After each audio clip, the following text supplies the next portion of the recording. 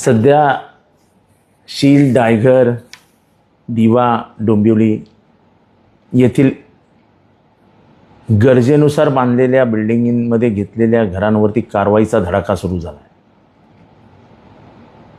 हे कबूल आहे की त्या बिल्डिंगी अनधिकृत आहेत, पण त्यांना बांधण्यासाठी मदत कोणी केली? बांधणारे बांधून गेले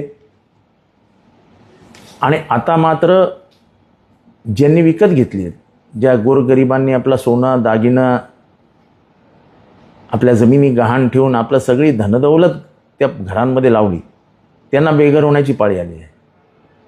सरकार कुठलीही भूमिका घ्यायला तयार नाही. सरकारची जबाबदारी आहे. जर कायदा होता कोणालाही बिल्डिंगी बांधू द्यायचा नाही, तर बिल्डिंगी बांधल्या गेल्या कशा? या बिल्डिंगी थांबवण्याची जबाबदारी त्या अधिकाऱ्यांवर होती. ते अधिकारी काय करत होते?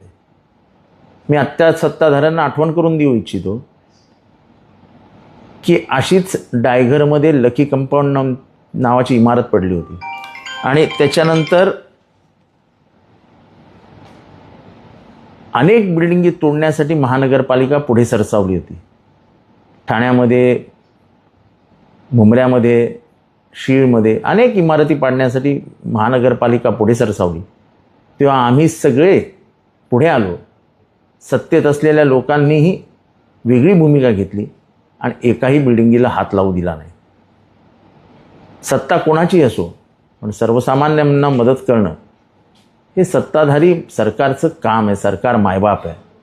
जर मायबापच डोळे बंद करून बसणार असेल तर मग लोकांनी जायचं कोणाकडे? आज आश्वासन दिलं जाते काय होणार नाही, काय होणार नाही, पण होताना तर सगळंच दिसतंय.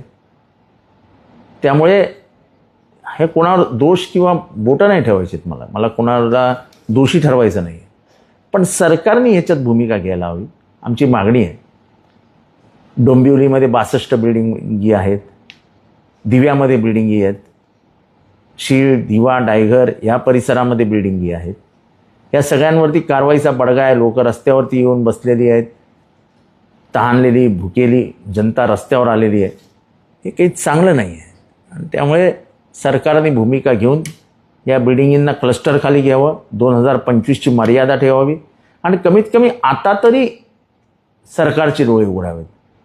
आम्ही विधानसभेत हा प्रश्न मांडून कंटाळलो की अनधिकृत बांधकाम होतं, तर ह्या अनधिकृत बांधकामाला जबाबदार कोण आहे? त्यांच्यावर कधी कारवाई होणार? त्यांच्यावर कारवाई नाही, पण ज्यांनी घरं विकत घेतलीत त्यांना काय माहिती आहे ही अधिकृत आहेत का अनधिकृत? सगळ्या अशिक्षित लोकांनी ही घरं घेतलेली आहेत, ज्यांना कायद्याचं ज्ञान नाही. आज त्यांचा पूर्ण घरसंसार उघड्यावर आला आहे.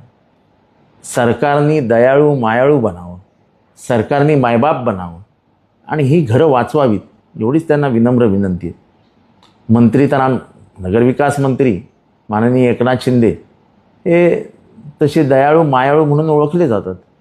आमची अपेक्षा आहे की जसं तुम्ही शरद पवार साहेबांकडे एकेकाळी आला होतात बिल्डिंगी वाचवण्यासाठी आणि तेव्हा शरद पवार साहेबांनी तुम्हाला तुमच्या भागातल्या आणि तसंच ठाण्यातल्या बिल्डिंगीसाठी शब्द दिलेला, जेव्हा आम्ही सत्तेत होतो, की एकाही बिल्डिंगीला हात लागणार नाही. आम्ही तो शब्द पुरा केला होता. आम्ही कुठल्याही बिल्डिंगींना हात लावू दिला नव्हता. आज आमची पाळी आली, आम्ही तुमच्याकडे आलो. बिल्डिंगी वाचवणं ही तुमची जबाबदारी आहे, सरकारची जबाबदारी आहे. तुम्ही ती पार पाडायला हवी.